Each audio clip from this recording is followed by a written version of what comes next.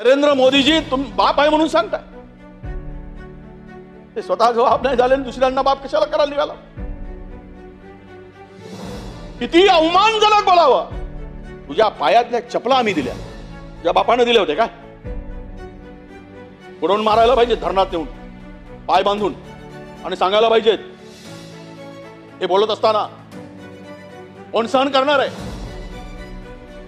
2-4दा बुडवलं ना, आता भरले आहेत नदी आणि नाले, त्यावेळेस कळेल पायातले चपला कोणी दिल्यात, पायातले वाहन कोणी दिलेत, अंगावरचे कपडे कोणी दिलेत, तुमच्या बापाच्या कमाईने दिलेत, तुमच्या घामाने दिलेत, तुम्ही कष्ट उपसून दिलेत शेतकऱ्यांना. त्या पद्धतीची भाषा वापरायची. अनेक लग्न करून अनेक पोरांचे बाप व्हा, पण शेतकऱ्यांचा बाप होण्याची भाषा बोलतात. त्यांची भावना शेतकऱ्याप्रती किती घृणेची आहे, घृणास्पद आहे, लज्जा आणणारी आहे. अशा प्रकारचं वक्तव्य ज्यावेळेस राज्याच्या कृषी मंत्र्याकडून येतं, त्यावेळेस या बळीराजांनी या संदर्भात काय विचार करावा? ज्यावेळेस आम्ही कर्जमाफी करतो त्यावेळेस ते म्हणतात, अरे कर्जमाफी दिल्यानंतर काय करताय? साखरपुडे करता, विवाह करता, निव्वळ फिरता. ते कर्जमाफी दिल्यावर ते साखरपुडे करतात, लग्न लावतात, निव्वळ फिरतात, तो घाम गाळतो, कष्ट उपसतो, म्हणून तुम्ही खाताय हे विसरतात. आणि अशा प्रकारे त्यांना हिनवलं जातं. अध्यक्ष महोदय, तो बळीराजा पांडुरंगाच्या रूपाने तिथे पंढरीत उभा आहे. कुणाला आशीर्वाद देईल तो मिळेल, तो ठरेल, पण किमान तो ईश्वर कुणाला देतोय, पांडुरंग कुणाला आशीर्वाद देतोय. अध्यक्ष महोदय, किमान एवढी तरी या संदर्भात बोलताना भान आणि यांची बुद्धी शुद्ध असावी हे तरी कळत नाही. तर या संदर्भात तुमच्याच अमरावतीमध्ये येऊन हेच मंत्री महोदय त्यांना भिकारी म्हणून आले. काय बोलावं? तिथे तुम्ही आहात म्हणजे इतके असंवेदनशील असा मंत्री असू शकतो आणि त्याला का काढून टाकत नाही? शेतकऱ्याचा अवमान करणारा माणूस या राज्याच्या कुठल्याही पदावर राहता कामा नये. ही भूमिका सरकार का स्वीकारत नाही? जर शेतकऱ्याच्या संदर्भात तुमच्या भावना तुम्हाला कणाव आहे तर मग का करत नाही अध्यक्ष महोदय? आणि वरून हे सगळं म्हणजे उलट त्याला उसाळगावची पाटाई. अरे कोणता मलाईदार खाता असेल तर देऊन टाका, बदलून टाका. मुख्यमंत्री महोदयांनी काढून टाका, त्यांची अनास्था आहे.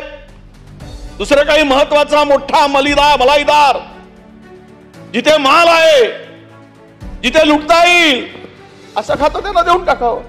ज्यांना आवडच नाही शेतकऱ्यांची सेवा करायची, ज्यांना शेतकऱ्यांच्या संदर्भात काही देणं घेणं नाही, अशा मंत्र्यांना त्या मंत्रिपदावर राहण्याचा अधिकार आहे का अध्यक्ष महोदय? हा आमचा खरा प्रश्न आहे.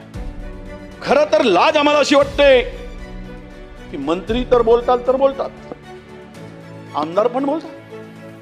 काल माफी मागितली आणि भाषा कुठली वापरावी त्यालाही मर्यादा आहे. आणि कोण काय कोणाचंही सत्ता संपत्ती किंवा हे पद ऐश्वर्य हे जे मिळालं हे काय कायमचं आहे? आणि तुम्ही ज्या लोकांच्या भरोशावर निवडून येत आहे त्यांना तुम्ही बाप होताय त्यांचा. म्हणजे स्वतः अनेक लग्न करून अनेक पोरांचे बाप व्हा, पण शेतकऱ्यांचा बाप होण्याची भाषा बोलताय. नरेंद्र मोदीजी तुम्ही बाप आहे म्हणून सांगता, ते स्वतः जबाब नाही झाले दुसऱ्यांना बाप कशाला करायला निघाला? किती अवमानजनक बोलावं. तुझ्या पायातल्या चपला आम्ही दिल्या, तुझ्या बापाने दिले होते काय?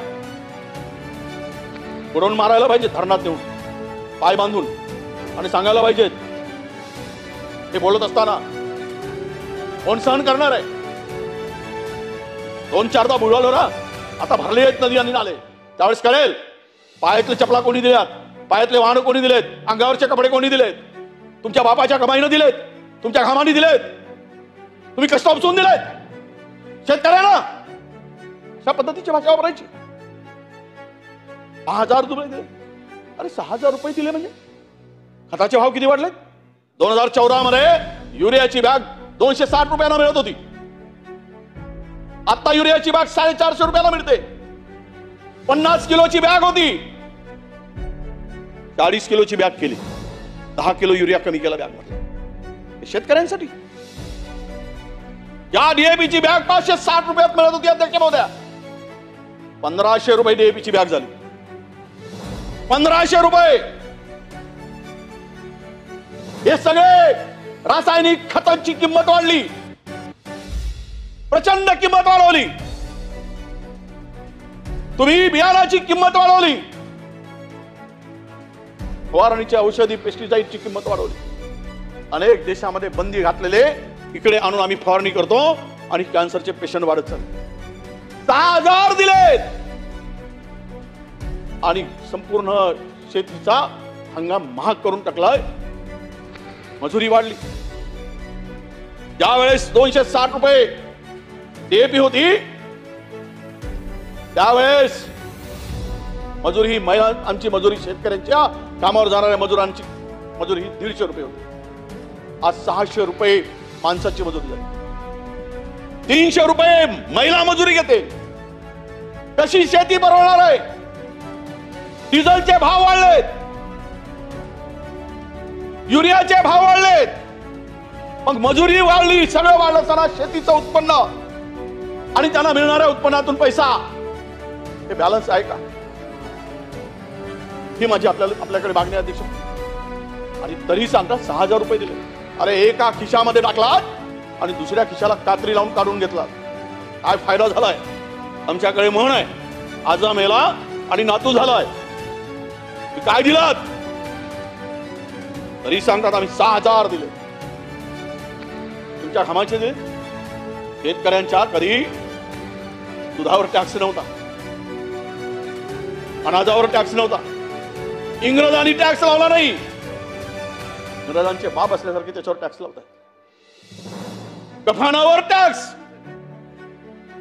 मेल्यावरही 16 ताई, आणि वरून सांगताय आम्ही दिलं.